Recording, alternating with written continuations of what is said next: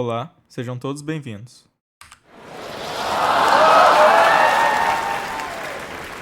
Meu nome é Celso, faço Engenharia da Computação na Universidade Católica Dom Bosco e faço parte do grupo com meus colegas Alexandre Raul, Arthur Fernandes, João Vitor Ribeiro, Matheus Soltovski e Pedro Henrique Moraes. Hoje, vamos fazer uma breve explicação sobre como funciona o algoritmo de Ford-Fulkerson, para que serve e o seu objetivo. Então, vamos lá?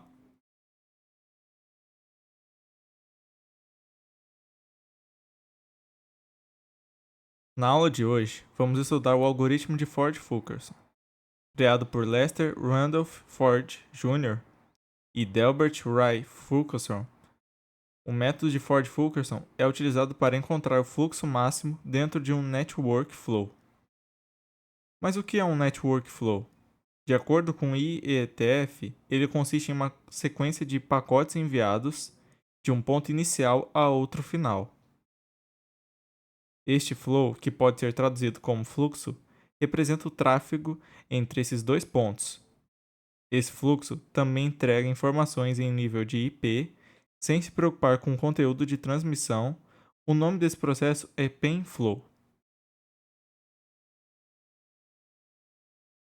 Para se encontrar o fluxo máximo, é necessário que exista um grafo de fluxo que consiste em um grafo onde suas arestas possuem uma capacidade máxima, ao qual não pode ser excedida, e cada vértice tem seu valor definido pelo fluxo antigo, e que consiste na quantidade de unidade de fluxo que está passando por esse ponto inicialmente. No começo, todos esses gargalos possuem valor zero, até que se inicie um algoritmo de fluxo máximo. Dentro deste fluxo existem dois tipos de nódulos, o source, geralmente conhecido S, e sink node, conhecido como T, dentro dos grafos. O problema do fluxo máximo, ele inicia com uma fonte infinita de input, quando o fluxo é possível colocar dentro dessa network sem que nenhum dos gargalos exceda sua capacidade máxima. Pergunta: com uma capacidade infinita de source, quanto fluxo é possível colocar dentro dessa network, sendo que cada aresta possui uma capacidade específica? Então, para responder isso, vamos supor que essas arestas sejam ruas com carros, canos com águas ou fios com corrente elétrica. O fluxo, ele representa a quantidade de água que vai acabar fluindo através dos canos. O número de carros que cada rua pode suportar durante um período de tráfego e a corrente elétrica que os fios suportam de forma geral é como se fosse um valor de gargalo, pela quantidade de fluxo que pode passar através da network.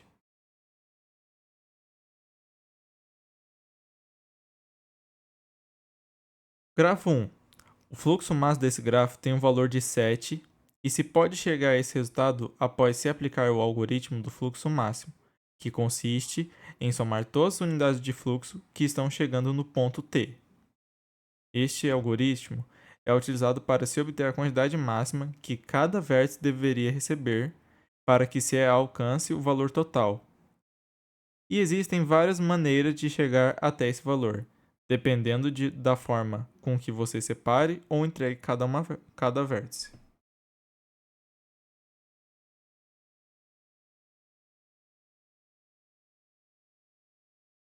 O grafo de fluxo é um grafo direcionado onde cada cando, que também pode ser chamado de arc, tem uma certa capacidade que pode receber uma certa quantidade de fluxo. O fluxo que percorre em cada arc tem que ser menor ou igual à capacidade máxima.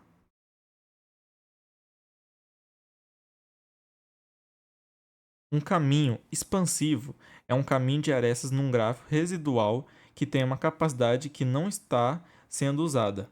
Essa capacidade é menor que zero, que vem do S ao T. O ponto central para se lembrar de caminhos expansivos é que eles só podem ser criados entre arestas ou entre arcos que não estão saturados, ou seja, não estão cheios. De fato, você sabe que alcançou esse fluxo máximo quando não existem mais caminhos expansivos que podem ser encontrados. Uma coisa que é necessário saber é que cada caminho expansivo possui um gargalo, que é a menor aresta que está incluída neste caminho. Você pode achar o valor do gargalo se achar a diferença entre o valor atual que está em cada aresta, podendo usar o valor de gargalo para expandir o fluxo, enquanto cria os caminhos expansivos. Expandir o fluxo é atualizar o valor de fluxo que existe nos vértices que se desenvolvem dentro do caminho expansivo. Analisando os vértices, isso seria a mesma coisa que aumentar o fluxo usando o valor de gargalo.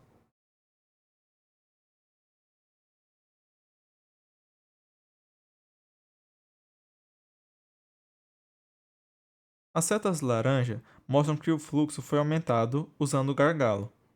Anteriormente roxo, para chegar no vértice que estava em zero. Contudo, a expansão de fluxo ainda não foi concluída. Não só é preciso aumentar o fluxo dentro das arestas, mas também precisa diminuir o fluxo quando se faz o caminho contrário, o canto residual, usando também o gargalo. Esses cantos residuais aparecem como as setas pontilhadas e seguem a direção oposta. A lógica por trás dos cantos residuais é para que seja possível desfazer caminhos expansivos que estejam errados ou que não atinjam um fluxo máximo. Efetivamente, não é possível saber quais são os melhores ou piores. Esse mecanismo é o que permite experimentar possibilidades e encontrar os caminhos expansivos de fluxo máximo, sem causar problemas para apagar ou voltar atrás no desenvolvimento. Mas é importante mencionar que os cantos residuais se tornam cantos participativos quando outros tipos de interações o validam. Então, a partir disso, pode-se compreender cada vértice no gráfico original como se tivesse um vértice residual, com uma capacidade que seria 0/0, que não aparece. Esses cantos residuais resultam num gráfico residual, que é o gráfico que apresenta a direção e o valor dos vértices residuais. Então, a partir disso, se conclui que todo gráfico de fluxo possui um gráfico residual.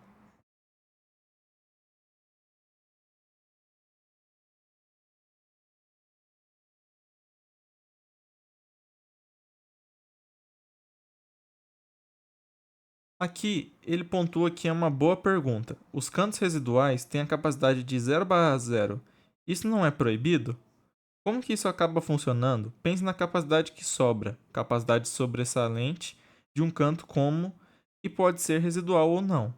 Então, nós teremos E capacite e E flow.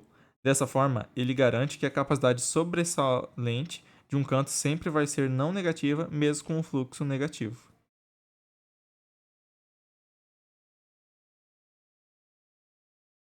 Por exemplo, nos cantos residuais neste slide, nós temos -6/0. Então, sabemos que todos os cantos residuais têm uma capacidade sobressalente de 6. Então, este algoritmo de Ford-Fulkerson continua a expandir o fluxo até que não tenha mais caminhos expansivos, de S até T, sempre focando que a meta é chegar até T e bater o valor de T, que no caso deste gráfico, que nesse caso é o valor 10.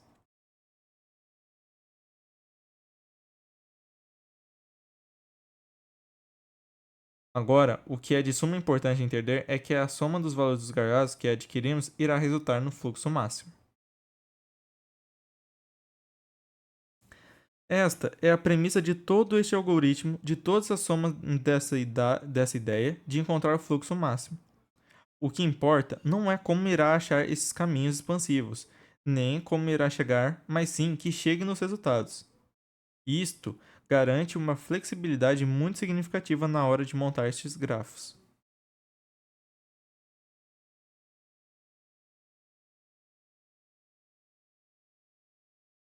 Agora, continuaremos a achar esses caminhos expansivos, mas devemos lembrar que só podemos selecionar cantos que a capacidade remanescente seja maior do que zero para ser parte desse caminho expansivo.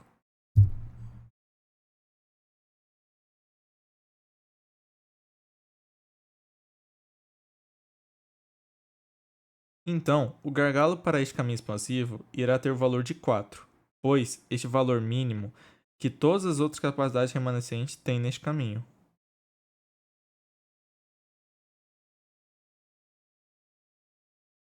Vamos continuar tentando achar os caminhos expansivos, mas vale lembrar que só pode selecionar campos que a capacidade remanescente, a que sobra, é maior do que zero para ser parte dessa arc. Então, o gargalo para este caminho expansivo ele vai ser 4, já que 4 é o mínimo que todas as outras capacidades remanescentes têm dentro deste caminho. E no outro caminho expansivo, que vai da ponte do S até o T, que estão se aproveitando deste caminho residual que foi criado mais cedo. Pode observar que as cores roxas do canto são apenas uma coincidência porque ambos desses cantos têm o mesmo valor de gargalo que 6. E aí eles expandem o fluxo e mudam a cor para laranja.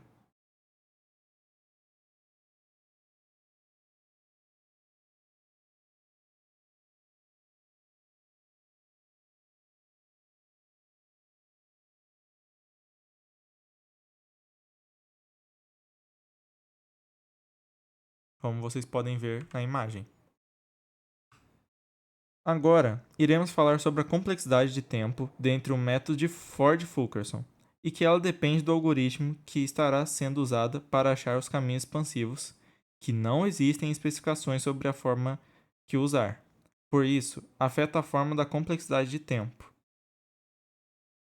Se acredita que achar caminhos expansivos podem ser feitos através de uma pesquisa rápida, o algoritmo ele se dá dentro de uma complexidade de tempo em OFE, tipo uma função em relação a FE, onde F é sendo o fluxo máximo de tempo e o E é o número de cantos dentro do gráfico.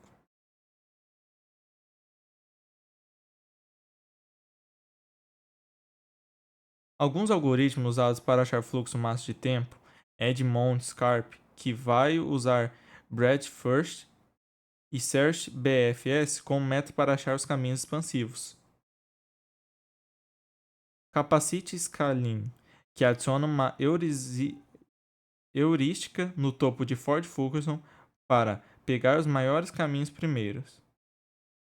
Algoritmo de Dinic, que vai usar a combinação de BFS e DFS para achar esse caminho expansivo. Push-Relabel, que vai usar o conceito de manter o pré-fluxo ao invés de achar caminhos expansivos para alcançar a solução de fluxo máximo.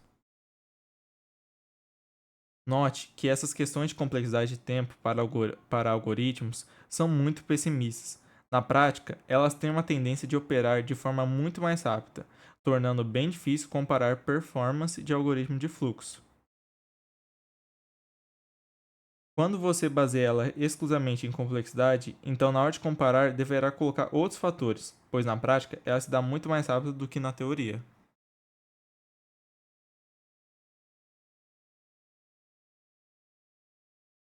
Essas são nossas fontes que tiramos para concluir este tema. Muito obrigado para vocês que assistiram até aqui. Se caso tenha alguma dúvida, por favor, deixe nos comentários. Muito obrigado por sua atenção. Até a próxima.